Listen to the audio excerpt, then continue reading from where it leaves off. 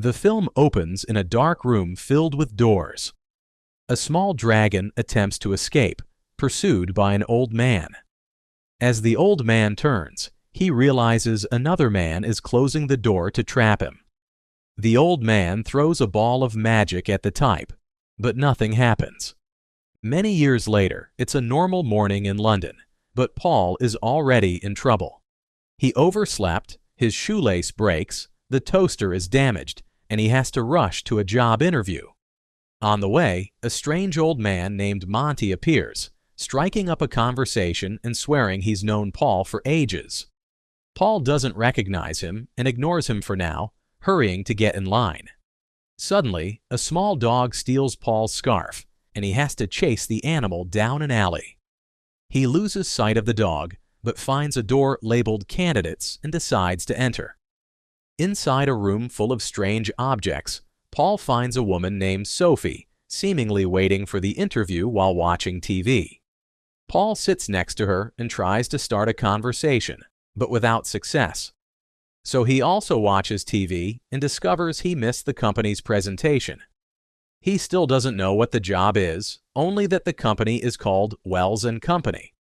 The brochure on the table doesn't help either, simply stating, "Feeling lucky?" Suddenly, laughter echoes through the room, and Mr. Tanner enters. He rejects another candidate before telling Paul to follow him, somehow already knowing his name without asking. They go upstairs to the main office where the boss, Wells, awaits with other council members, Van Spey, Judy, and Casimir. They ask Paul a series of strange questions, and Paul answers as best he can, but never stops feeling confused and uncomfortable. He's also distracted by cracks in the wallpaper that he believes look like a map of London. The others can't see them, but Wells is impressed. Unfortunately, Tanner sends him out, saying they've heard enough. When Paul leaves the building, he finds the dog holding his scarf as if the animal was waiting for him. Moments later, Paul arrives home and is annoyed to hear that his roommate is moving out. They argue, as Paul can't afford the rent alone. Suddenly, a strange claw pushes a letter under the door, and Paul rushes to pick it up, surprised to see it's from Wells, even though he never gave his address. Even more surprising is that the letter says Paul passed the interview, which makes him celebrate. The next day, Paul goes to work with a very positive attitude. The receptionist, Rosie, also doesn't tell him what the job is about.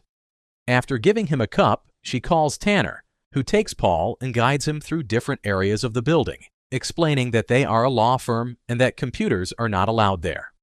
When they reach a renovated area, Tanner becomes strangely concerned about a stapler on the floor and makes Paul carefully walk around it, telling him not to panic. They continue past many strange offices, like one with a giant map and many telephones where Paul thinks he sees Monty. They also pass one with many typewriters and another filled with tubes, but Paul doesn't understand what they're doing, and Tanner doesn't answer his questions. Eventually, Tanner leads Paul to the innermost office where Sophie is also waiting. Now both are interns, and Tanner promises someone will bring tasks before leaving. Due to his nervousness, Paul keeps talking nonstop, but he's quite clumsy, and Sophie is not impressed. Suddenly, a strange creature runs through the shadows, scaring Paul out of his chair. He leans in to get a better look, but only sees a common mouse. At that moment, Rosie appears and leaves them several maps, telling them they need to mark the places that contain bauxite deposits. Paul doesn't know what he's doing, but spends the entire morning with Sophie inspecting the maps. The pair takes a break for lunch, and as they go downstairs, Sophie says she wants coffee, which is strange since moments before she said she didn't like it. Then they meet Judy, who takes them to a park. Suddenly, a manhole cover opens, and a cylinder flies out, which Judy immediately picks up. She then explains that the woman on the bench is reading Repair, and when she reads about the character jumping into the fountain, Sophie must give her a signal. Sophie can't help but ask how Judy knows what part of the book the woman is in. Judy then tells her to hide in the bushes while she watches from afar. Sophie concentrates and, to her surprise, sees what the woman is seeing. When the reader reaches the correct part of the book, Sophie gives the signal, and Judy moves her finger, causing the man sitting near the fountain to fall into the water. Suddenly, the woman on the bench runs to check, and soon a romance begins. Judy congratulates Sophie on her good work, explaining that the man's parents spent a lot of money to arrange a marriage for their son with the woman on the bench, but this way they believe it was destiny. A confused Paul asks what's happening, and Judy explains that Sophie is a seer, which means she has mental powers. Finally, Judy explains exactly what the company does. It turns out that most of Wells' employees can do magic. They are practical sorcerers who use their magic to serve clients in exchange for money. Although Sophie is an intern, she is already on a completely different level than Paul, and Judy takes only Sophie with her. Paul returns to the attic office and eats a sandwich while looking at the maps. When he moves his hand to wipe away crumbs, he feels a strange sensation in his palm. Curious, he begins to move his hand over the map, feeling the strange sensation and realizing that changes are occurring on the paper. At that moment, Wells enters the office and tells Paul to look straight ahead, while he continues to feel the map with the palm of his hand. Suddenly, a current runs through Paul's fingers, indicating the location of the bauxite deposits. It seems that Paul also has supernatural abilities that allow him to detect where certain objects are. Excited by this discovery, Wells takes Paul to his own office. As they cross a room full of printers, he explains that the company is struggling for survival and needs a seer to help everyone organize, and Wells believes Paul can be that seer. In the office, Tanner is waiting for them. To win Paul over, Wells mentions Paul's irresponsible father, saying he completely understands. Wells' own father, the company's original founder, forced his son to sign a contract selling his soul to control him forever. Wells understands that Paul wants to prove himself, so he gives him an important task. Paul must find a portable door, but he cannot tell anyone. Paul accepts, but before he can ask for clues or details, he is dismissed. Paul then decides to search for the door in the company building, floor by floor, touching every wall, window, and door without success. He is suddenly interrupted by Van Spee, whose magical hair moves on its own as she speaks. She converses and seems very friendly, but when she mentions illegal magic, her hair spells out caution. After Paul leaves, the nearby door camouflages into the wall. Later at home, Paul tries to sleep only to be suddenly awakened by Casimir. His ability is to control dreams, meaning this isn't really real. He wants to know why Wells hired Paul, but Paul keeps the secret as promised. Irritated, Casimir uses magic to start bending Paul's leg, making his teeth fall out and his ears grow enormous. Although it's a dream, Paul is terrified and can't help but tell the truth. Casimir explains that the portable door can open the Bank of the Dead and prepares to leave. Paul for a moment thinks he is waking up, but he remains in the dream and faints. The next day, Sophie arrives at work and sees Rosie kissing a stapler. Meanwhile, Paul continues his search in the company building and sees the words Bank of the Dead with an arrow written on the floor with staples. Following the direction of the arrow, Paul goes downstairs, and his hands react quickly to the energy in the walls, revealing some incredible artwork. He finally finds a dimly lit basement and a roll-up door with a sign that says, "Goblins Only." Paul opens the door anyway, but inside there is only a common warehouse. Before he can inspect it further, Tanner appears and expels him, telling him he is not allowed to be there and advising Paul to give up before something horrible happens to him. Meanwhile, Sophie continues to work with Judy, who keeps receiving messages from hands coming out of the sewers.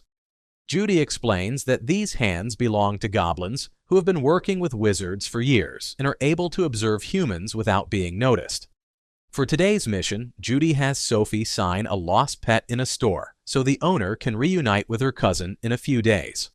That lost dog turns out to be a photo of the dog with Paul's scarf. Back to Paul, he continues searching the building without success. When he returns to the office, he finds Tanner arguing with Sophie about some problems in her contract. It's time to go home, and as they leave, Sophie can't resist and stops to eat a lot of licorice, even though she said she hated it before. Suddenly, she starts to feel dizzy, and Paul takes her to a pub to get something to drink and clean her mouth. They talk for a while, but end up arguing about who is doing better in the office. The next day, Paul finds Casimir at work, but the man acts as if they were seeing each other for the first time since the interview. Then Paul goes upstairs and finds Monty, who admits he purposely distracted Paul the other day so he would go to the interview at this company instead of the original one. Monty doesn't want to let Paul pass, but the boy insists until he can return to the mysterious room he saw the day before. Following the sensations in his hand, Paul discovers that the things inside are an illusion and immediately passes through them, entering a different room full of strange specimens and various magical items. After playing a bit, Paul finds a stapler on the floor, and when he tries to touch it, he is repelled. Using his powers, Paul tries again and discovers the spirit of a goblin inside the stapler. The creature points in a specific direction before disappearing, and Paul concentrates his power in his hands, which finally allows him to make the portable door appear. Curious, Paul goes through the door, and the moment he closes it, the portable door turns into a towel, and he appears in another section of the building. Paul hears voices coming from an office and spies to discover Wells talking about Paul's father and the disappearance of the company's former boss. It is revealed that Wells is trafficking human souls and using the company's employees as guinea pigs. Once they sign a soul contract, they would completely lose their identity, and Wells's next target is Sophie, which explains the change in her tastes lately. To make matters worse, the other council members know nothing about this, and everyone's credentials have special surveillance devices. Paul realizes he can't give them the portable door, so he takes the towel, and after several failed attempts to use it, he reads the instructions on the tag. By reciting a spell and the destination, someone could teleport anywhere. To test it, Paul mentions the supermarket, and upon passing through the door, he finds himself in the supermarket's freezer. Ignoring the strange looks, he takes the towel and returns to the company, where he bumps into Von Spee. She reminds him to look for her if he knows anything, but he ignores her and runs to his office. Upon arrival, he takes Sophie's badge and throws it away while explaining what's happening. Then he takes the towel to prove his story. Paul mumbles the spell to open the door, only to find himself in a strange space with countless portable doors on all surfaces. Sophie hears someone asking for help, but Paul quickly pulls her out and rereads the tag to learn that he needs to say the destination before opening the door. He tries again, and this time they successfully reach Paul's apartment. Sophie gets excited about the possibilities of this power and starts dragging Paul to visit places around the world. They go to Egypt, Alaska, surf in Jamaica, and even witness the Northern Lights. They continue working, and Sophie sees the cousins reunite at the store, which makes her proud for using her abilities for good. But whenever no one is watching them or during breaks, they continue traveling, and the more time they spend together, the closer they become. One evening, Paul tells Sophie he likes her on the beach. Sophie thinks she also likes him, but she signed a soul contract and can't be sure if her feelings for Paul are genuine. So they agree to find and destroy the contract. The couple returns to the company using the portable door, and Paul can barely hide the towel before Tanner enters. However, Tanner notices the clothes and sand on the floor, quickly understanding what's happening. He demands that Paul return the door and leave the company forever if he doesn't want serious consequences, and then withdraws. Paul and Sophie begin to argue about what to do and agree to return later to look for her contract. After dark, they return to the company building secretly, but the portable door does not take them to Wells's office. Instead, it leaves them in a printer room. The printers are operating on their own, printing gym contracts, rental contracts, and more. They discover that Wells has secretly added soul agreements to these common contracts, making people unknowingly agree to sell their souls. Then they hear some noises, and after seeing a stapler on the floor, they follow the sounds and shadows to the map room where papers are flying and small fires are burning. There's a creature in the shadows eating pizza, so a frightened Paul opens the portable door to try to go to Wells's office again. But the door takes them to a dark basement with Bank of the Dead marked on the floor. After finding a contract that confirms they are stealing souls, the couple starts hearing noises again and decides to leave through a very terrifying tunnel. At the end of that tunnel, they find a group of scared goblins. They flee and end up behind the goblins' only door, where Tanner suddenly appears. It turns out that he is a shape-shifting goblin and the leader of the goblin clan. As he reprimands them for not listening to his warnings, Wells also appears. Wells orders Tanner and his goblins to disappear, but Tanner refuses, claiming that without the help of the goblins, the wizards are useless. An argument begins and Wells uses his magic to transform several goblins into office supplies. Paul and Sophie take the opportunity to open the portable door and escape, but they forget a rule. Whoever closes the door owns it. As a result, Wells jumps on it to regain control. Now the couple is trapped in the space with all the doors, and suddenly they hear a voice. It's Wells's father. It is discovered that years ago, Wells lured his father to this place using a baby dragon, trapped him here, and took control of the company. Paul remembers that Wells's father has a contract that should allow him to control his son. But the man explains that he cannot use it because the soul contract must be deposited in the Bank of the Dead to be valid. Thinking they still have a chance, Paul starts looking for a way out, but there are doors everywhere. Wells's father says he already tried and that all doors lead to emptiness.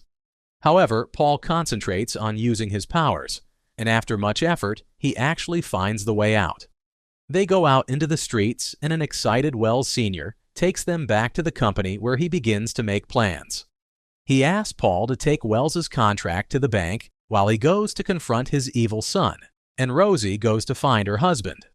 The group rushes to the lower floor, where the goblins are moving all the soul contracts. Wells Sr. immediately finds his son to start a fierce battle, during which they exchange dozens of magical attacks, destroying the room and causing panic among the goblins.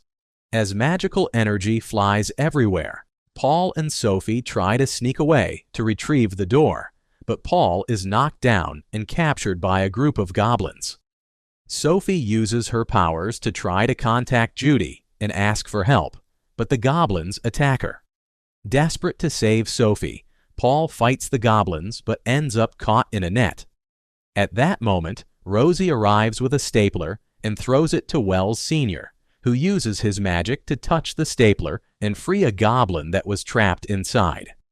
Then Rosie reveals that her true form is also a goblin, and she runs to meet the newly freed goblin, explaining that both are Tanner's parents. While the family has an emotional moment, Wells takes the opportunity to launch a surprise attack on his father and traps him again. Paul tries to jump on him, but Wells's magic is fast and hits him.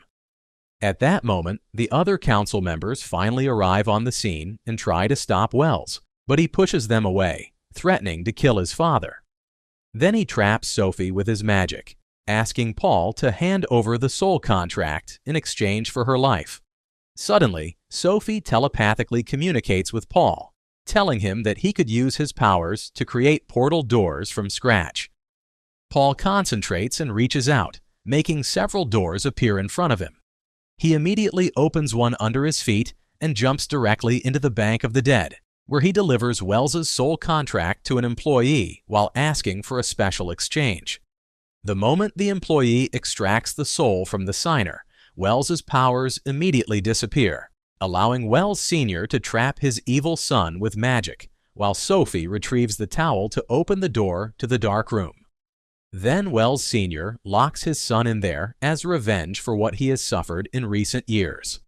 Afterward, Wells Sr. breaks the towel's instructions for use, saying that door will never open again.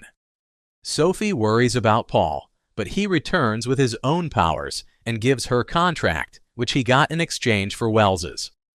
As everyone celebrates, the couple finally kisses. Then Paul takes the towel and throws it into a laundry truck so no one can access it again.